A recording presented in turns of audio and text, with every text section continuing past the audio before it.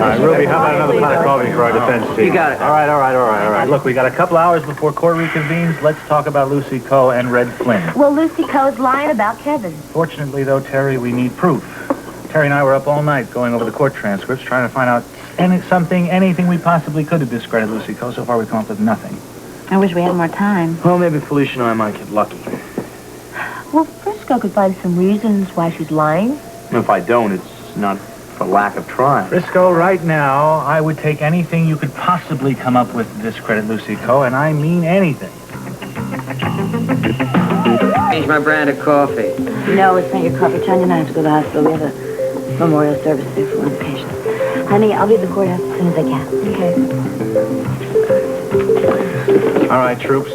What's the plan of the day for everyone today?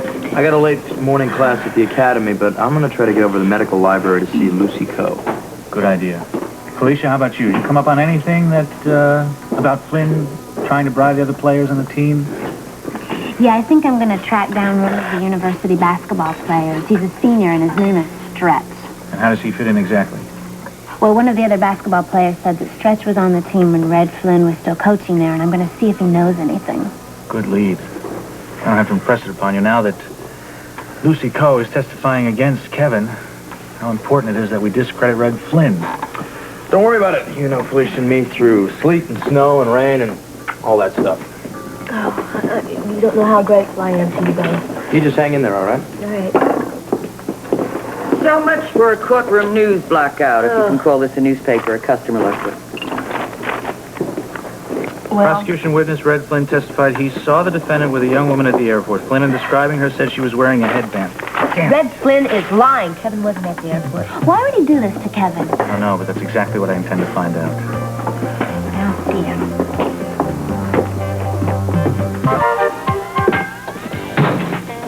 Good morning. Good morning. Listen, I need a book for my police academy studies. It's a textbook on forensic medicine. Could you help me out? Something basic? Yeah, let me check the card file and see what we have. This is great, you know. I was in here a few weeks ago. So busy I couldn't get anybody to help me. Oh, well, I've been away on vacation for several weeks, and a couple of the other workers had the flu. I guess it was pretty hectic around here. Couple weeks, huh? Wow. It's been a hell of a vacation. Oh, well, I went hiking. Okay, here's a basic forensic medicine textbook. I have 4 or 5 others, but they're more advanced. No, this basic one's fine. We have a little problem, though. I don't have a library card. Oh, well, I can give you a temporary, and I'll help you fill out an application, Mr. Jones. You know my name? I recognized you right away from your TV shows. Oh, well, I'm glad to see you don't hold anything against me for those shows. You just call me Frisco, huh? You've certainly changed your image. I really appreciate the help. Thank you. If you'll just go over to the far wall, the book is in section D. Your address, please?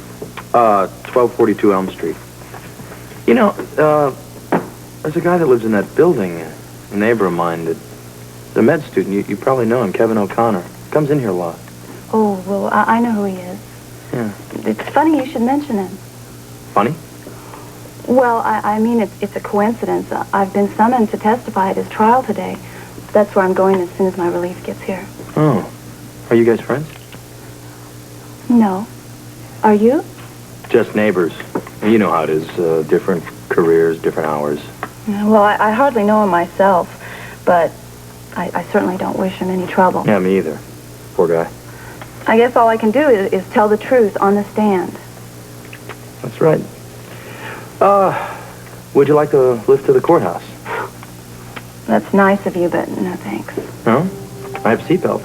Oh, well, I have this rule. I don't ride in other people's cars. It's kind of a phobia. You ought to get over that. Oh, good. I've got to get going. I'm running late, and I've got to fix my hair. Good luck with your forensic medicine studies.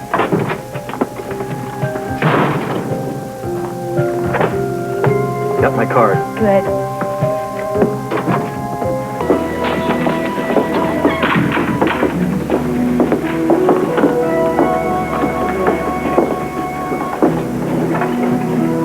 Well, today's the day I show Kevin O'Connor up for a liar, show that he wasn't at the lecture or at the library on the morning of March 17th. Yeah. And you could have established Kevin's links to the Al Moody and Neil Johnson murders if that Laurelton crowd hadn't frightened Sarah into changing her statement. Yeah. Hey, what about that girl with the headband, the one Red Flynn said he saw at the airport? Did you find out anything about her? No, nothing at all. Here comes the defendant.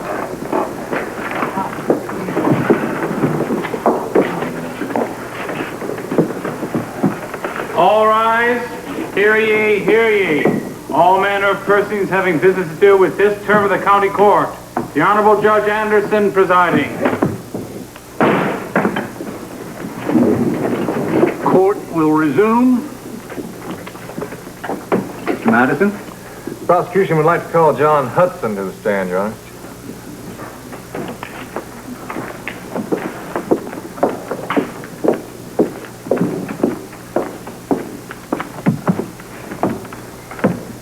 Place your left hand on the Bible and raise your right hand.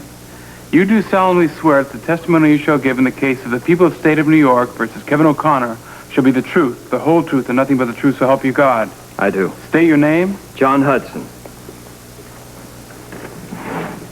Mr. Hudson, would you please advise the court of your connection to the accused, Kevin O'Connor? We're both in the same year of medical school. We have classes together, and we both work at General Hospital. Do you consider Kevin O'Connor a close friend? Not a close friend, no, but close enough to study together and help each other from time to time. Did you ever sign in for Kevin O'Connor at a lecture? Yes, And how often have you done that? a few times. Can you remember exactly the last time that you did that? Yes, it was March 17th, St. Patrick's Day morning. I remember because Just answer the question, please. Now, why did you sign in for Kevin O'Connor? he asked me to. He called me very early that morning to say that he would be late for the lecture, and would I sign him in? And you agreed? Sure, it's something that students do to help each other. Did Kevin O'Connor ever show up for the lecture? I don't know. I never saw Kevin the rest of that day. Lying. There's my coffee date. What's he got to do with Kevin and the trial? Just about ready to find out. Hello? Police. Stretch. Shall we take a seat? Sure.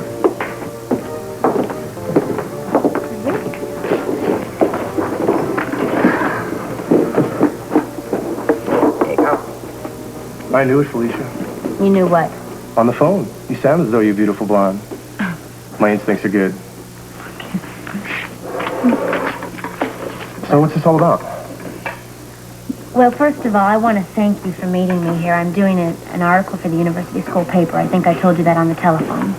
Well, where do I come in?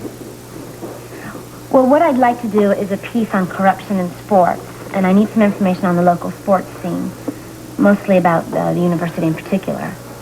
TCU is clean, as far as I know. What about Red Flynn? He was guilty of robbery, pure and simple.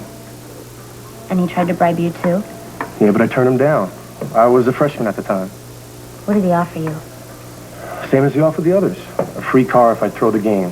I went to the dean as soon as Flynn made the offer. Congratulations. Because of me, he was fired from coaching. So you're saying that he was fired because he was offering bribes, right? Why else? Stretch, would you, if you had to, swear this under oath? I thought this was just an article you were writing. Look, I had my reasons for saying that, and I'm really sorry. I hope you're not angry with me. I couldn't get angry with someone as pretty as you. What's the story? It's about saving Kevin O'Connor's life. He's on trial for murder. Mr. Hudson? Were the lights on when you entered the lecture hall? No, they had already been turned down for the slide demo. Did they stay off? Yes, as I said before, it was a slide demonstration. Were they off when you left? Yes. Did you see Kevin O'Connor come in? No, as I said Please, before... just answer the question. Let me ask you something, Mr. Hudson. Who was sitting next to you at the lecture hall? I was alone at the end of my aisle, as I recall. Did you see anyone you knew? I didn't pay any attention. Is it possible, if Kevin O'Connor was there, that you might not have noticed him? The room was dark. You didn't see anyone you knew. I'm sure you knew some people in the room. Can you be absolutely sure that Kevin was not there? Mr. Hudson, can you swear to it? No, I can't swear to that. No further questions. Does the prosecution wish to redirect? Yes, Your Honor. Mr. Hudson, would you just refresh our memories as to what Kevin O'Connor said to you when he phoned you on the morning of March 17th? Yes, he said he would be late, and would I sign in for him? Did you see him at the lecture? No, sir. Did you notice him on your way out? No. No further questions, Your Honor. Thank you, Mr. Hudson. You may step down.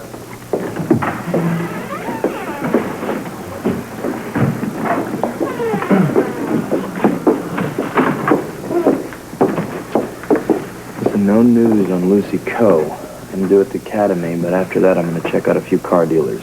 So I'll see you later. Thanks. Next witness, Mr. Madison. My next witness is Lucy Coe, Your Honor.